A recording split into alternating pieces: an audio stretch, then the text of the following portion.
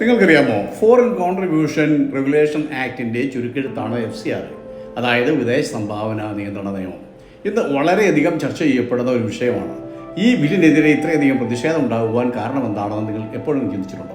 Video skip ചെയ്യാതെ ഒരു 3 minute നിങ്ങൾ കാണുക.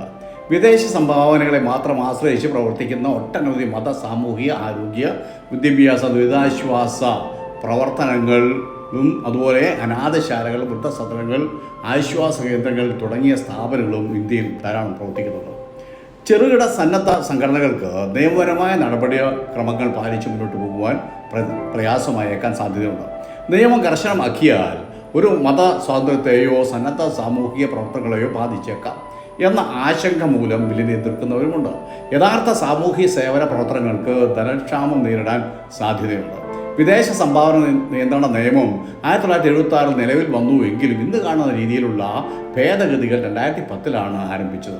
2016, 2018, 2020 നിയമത്തിൽ ഭേദഗതി വരുത്തിയിട്ടുണ്ട്. ഇന്ത്യയിൽ 16,000-ൽ-അധികം ഓർഗനൈസേഷനുകൾ വഴി പ്രതിവർഷം 22,000 കോടി രൂപ ഇന്ത്യയിലേക്ക് വരുന്നു എന്നാണ് കണക്കാക്കിയിരിക്കുന്നത്. ഇതിൽ വലിയൊരു ഭാഗം ദുരുപയോഗം ചെയ്യപ്പെടുന്നുവെന്നാണ് വിലയിരുത്തൽ. വിദേശ ധനത്തിൻ്റെ ഉറവിടവും ഉപയോഗവും കൂടുതൽ സുതാര്യമാക്കുക, കള്ളപ്പണം തടയുക, രാജ്യത്തിൻ്റെ സുരക്ഷയും പരമാധികാരവും സംരക്ഷിക്കുക എന്നതാണ് ഉദ്ദേശമെന്നും ബില്ലിനെ അനുകൂലിക്കുന്നവർ പറയുന്നു. ഇനി വിദേശ സംഭാവനകളെക്കുറിച്ച് ബൈബിൾ കാഴ്ചപ്പാട് വിശദീകരിക്കാം. ബൈബിൾ വിദേശ സംഭാവനകളെ നിരോധിക്കുന്നില്ല. 1-ാം നൂറ്റാണ്ടിലെ സഭകൾ പരസ്പരം സാമ്പത്തിക സഹായം സ്വീകരിച്ചിരുന്നു. യൂറോപ്പ് ഭൂഖണ്ഡത്തിലെ റോമൻ പ്രവിശ്യയായിരുന്നു മാസിഡോണിയ അഥവാ മക്കതോനിയയും അക്കായയും. ഇന്ന് യൂറോപ്പിലെ ഗ്രീസിലാണ് ഈ സ്ഥലങ്ങൾ സ്ഥിതി ചെയ്യുന്നത്. അവിടെ നിന്ന് ഏഷ്യ ഭൂഖണ്ഡത്തിലെ ഇസ്രായേലിലെ യെരുശലേമിലെ ദരിദ്രരെ സംരക്ഷിക്കാൻ സംഭാവനകൾ അയച്ചു കൊടുത്തു. ഞാൻ വായിച്ച് കേൾപ്പിക്കാം. യെരുശലേമിലെ വിശുദ്ധന്മാരിൽ ദരിദ്രരായവർക്ക് ഏതാനും ധർമ്മോപകാരം ചെയ്യാൻ മക്കതോനിയയിലും അഥവാ മാസിഡോണിയയിലും അഖായയിലും ഉള്ളവർക്ക് ഇഷ്ടം തോന്നി. റോമാലേഖനം 5-26 ഫിലിപ്പിയരെ, സുവിശേഷ ഘോഷണത്തിൻ്റെ ആരംഭത്തിൽ ഞാൻ മക്കതോനിയയിൽ നിന്ന് പുറപ്പെട്ടാറെ നിങ്ങൾ മാത്രമല്ലാതെ ഒരു സഭയും വരവ് ചെലവ് കാര്യത്തിൽ എന്നോട് കൂട്ടായ്മ കാണിച്ചില്ല. തെസ്സലോനിക്കായിലും എൻ്റെ ബുദ്ധിമുട്ട് തീർപ്പാൻ 1-2 വട്ടം നിങ്ങൾ അയച്ചു തന്നുവല്ലോ. ഫിലിപ്പിയ ലേഖനം 4-15-16 യഥാർത്ഥ ജീവകാരുണ്യ സുവിശേഷ പ്രവർത്തനങ്ങൾക്ക് നിയമാനുസൃതമായ വിദേശ സംഭാവന സ്വീകരിക്കാനുള്ള അവസരങ്ങൾ ഉണ്ടാകണം.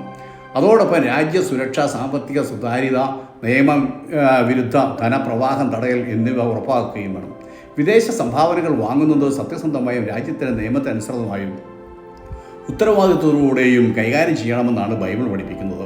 അപ്പോസ്തലനായ പൗലോസ് ഇങ്ങനെയാണ് പറഞ്ഞിരിക്കുന്നത്: ഞങ്ങൾ നടത്തി വരുന്ന ധർമ്മശേഖര കാര്യത്തിൽ ആരും ഞങ്ങളെ അപവാദം പറയാതിരിക്കാൻ സൂക്ഷിച്ചുകൊണ്ട് ഞങ്ങൾ കർത്താവിൻ്റെ മുൻപാകെയും മനുഷ്യരുടെ മുൻപാകെയും യോഗ്യമായത് മുൻകരുതുന്നു. 2 കൊരിന്ത്യർ 8-20 വാങ്ങുന്ന സംഭാവനകൾ വ്യവസ്ഥ പ്രകാരവും അർഹതപ്പെട്ടവരുടെ കൈകളിൽ എത്തിക്കുകയാണ് വേണ്ടത്. അത് ദൈവം മുൻപാകെയും മനുഷ്യരുടെ മുൻപാകെയും നല്ല പ്രവൃത്തിയായും മാന്യത ലഭിക്കുകയും ചെയ്യും. സന്ദേശം പ്രയോജനപ്പെട്ടു എന്ന് ഞാൻ കരുതുന്നു.